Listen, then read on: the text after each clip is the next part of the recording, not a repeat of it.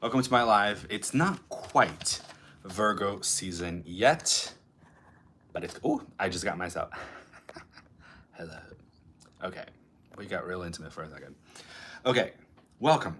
So this video is gonna be about Virgo season. We're gonna take a look at the cards. We're gonna pull some cards for the collective and see what's in store for all of us. Now, this isn't a collective setting.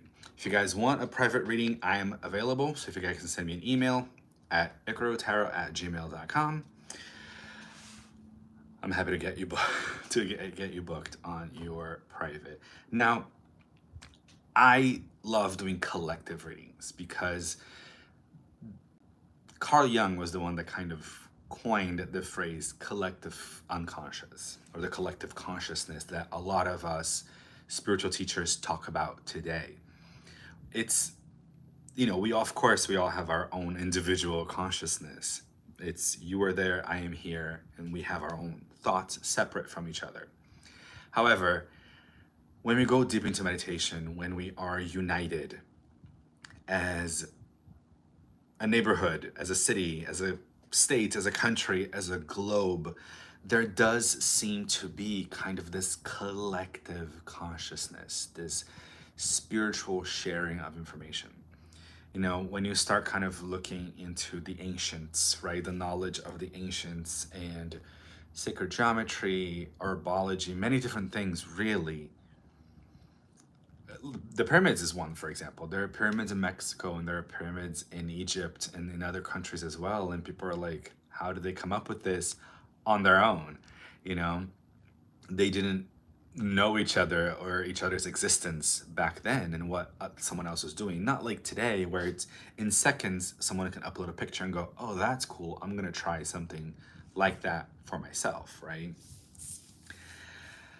So I love the collective consciousness. I think it's really, really interesting. So whenever you do see a card reader or someone talk about the collective consciousness, there can be something in there for you. Not always. That's up to your own discernment, to your own higher self to see if the topic really does resonate with you or not. So today I want to show you guys what Virgo, so we're going into Virgo season. I believe it's going to be officially the 23rd of August that we're going into Virgo season, but that can change depending on the calendar that you use. Virgo looks like the Hermit in the tarot, for those of you that don't know. Now, these archetypes of tarot don't mean that, oh, if you are a Virgo, then you're definitely a hermit all the time. And if you don't identify as the hermit, then you're not really a Virgo. Like, it's not about that. These are just archetypal images that we're talking about here. Now, the Hermit is a really interesting character. I love the Hermit. I have a Virgo moon. I don't know where you guys have your Virgo in your chart, but the Hermit is a really interesting character. I feel like I've been in hermit mode for a while now, because he's the spiritual guide. He's the spiritual teacher. A lot of people see this card as the card of meditation. Whenever you pull this card, people will say, well, you should meditate more. You should go into your inner worlds more. And I agree. But, but this is more of an active meditation. The Hermit, as you can see, is this hooded being holding a staff, almost like a walking stick, and he's holding the light. He's the way shower. Perhaps he doesn't show you the whole way, but his little lantern will show you the next 1 or 2 steps. And I love that because sometimes we can be really afraid to take the leap because we're not seeing the whole thing. But if we tap into our inner self, into our higher self, into the shadow self, to me, they're all the same. You can kind of see the next step forward. And sometimes it's all that Spirit is going to show us is his next step forward. Because if we see the whole thing, then we'll be like, oh, great. Like, I know where I'm going. Or maybe we won't even go there because we see the hardships and the challenges and the lessons that the universe has for us. So we can choose to go, nah, I'm okay. I don't want to go this way. There are challenges, which life is a challenge. So, It doesn't serve us any good. It doesn't serve our soul any growth to run away from challenges, even though we want to. But that's the Hermit. That's the Hermit energy. Now, in the Tree of Life, which looks like this madness right here, the Hermit is this little bridge right here between Hesed, mercy, and Tiferet, which is beauty. Now, Tiferet is the sun, is represented by the sun, and the sun is clarity, right? Of course it is. Look at his little lantern. This lantern is represented by, or a representation of the sun, that clarity. Nothing is hidden under the sun, right? In the daylight, we can see everything. We can see far, or not like me. If you're like me, things far away start getting blurry. But the sun is all about clarity.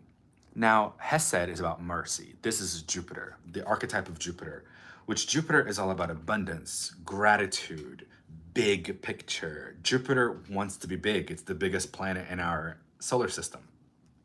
So Jupiter is all about bigness. Jupiter wants more. It demands more. It wants to expand and stretch and grow. But we also need to know what we're growing into.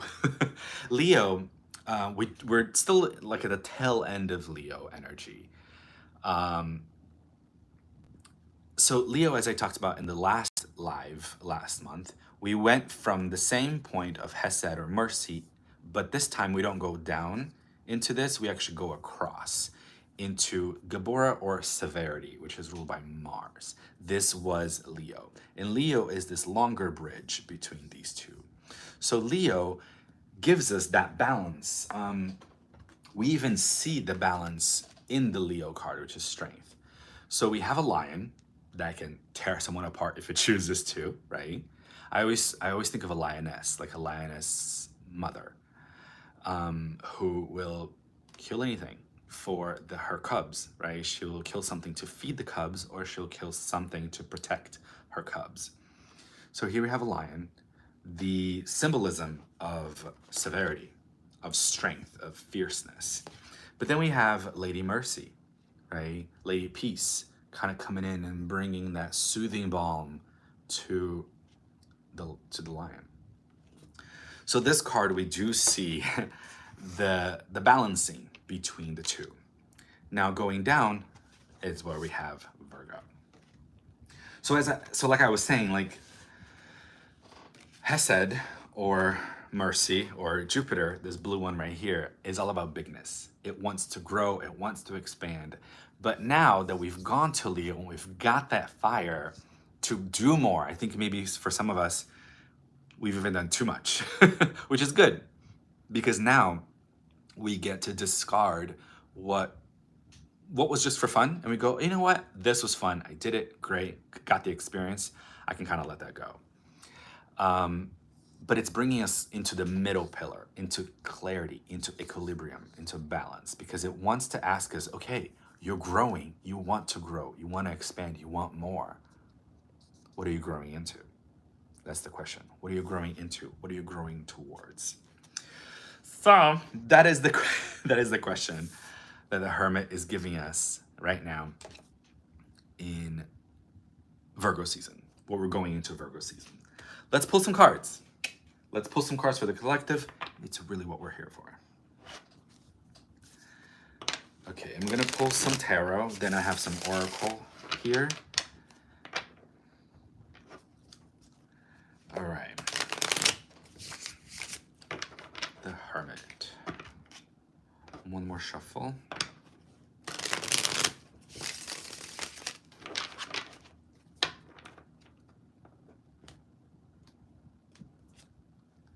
Okay, we've got the Eight of Pentacles in reverse. We also have, okay, the Four of Swords in reverse. No, sorry, upright. And the Ace of Cups in reverse. Okay, these two are very similar in the way. So Eight of Pentacles is about work. Look at this guy. It's almost like he's on that factory line, just like one after the other. He's working. But he's in reverse. So to me, it's confirmed by the Four of Swords. Slow down. The Hermit is another card of slowing down because we have to, right? In the fire of Leo, in the wanting to do more, when we talked about the expansion and the severity, which is the contracting of things, we're finding that balance, but we're trying to do more, we're trying to figure it out. This card is now saying, okay, you've got the fire of Leo. It's almost like keep it for Virgo season, but now instead of you being a bonfire, bring it down to a candle. Bring it down to like a 7-day candle, one of those 7-day prayer candles, because they last 7 days, right? I don't know if there's one that lasts longer, but because you still want to burn, you still want that movement forward. We still want that fire. But now it's asking us, once again, what are we growing into? That keeps being the question. But it's about also slowing down. And a lot of the external work that we did in Leo season now becomes internal. This is a card of meditation. It's this internal work. Bring it in, close your eyes and feel it in, right? Feel it into the body, feel it into the mind, into the heart, into your higher self. That's what this card is saying. Keep the work going, but take half of that work. Actually, interesting, I just noticed this. It's 8 and then 4. Of course it's half, right? Take half of that work and bring it inwards. All right? Now the Ace of Cups in reverse.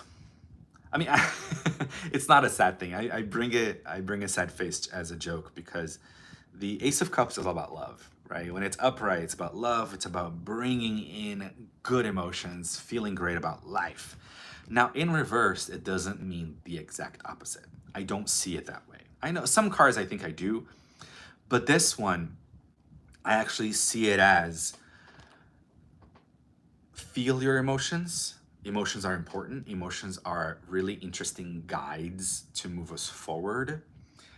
And to teach us many things. Like, for example, I love talking about anger, for example, because anger is, my brain stopped for a second.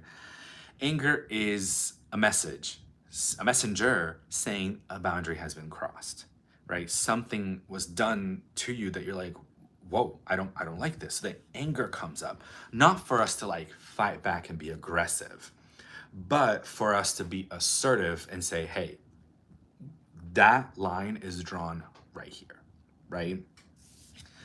So the Ace of Cups is saying, pay attention to your emotions, but don't let them drive you.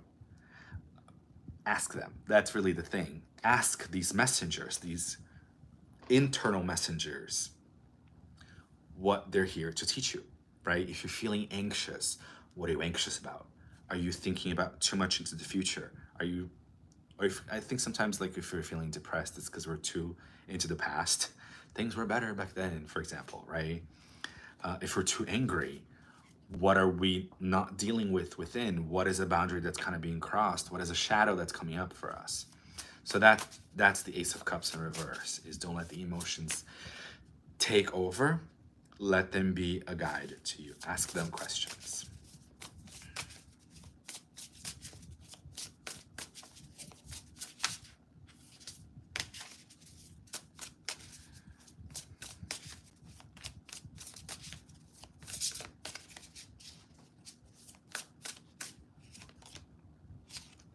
Insight.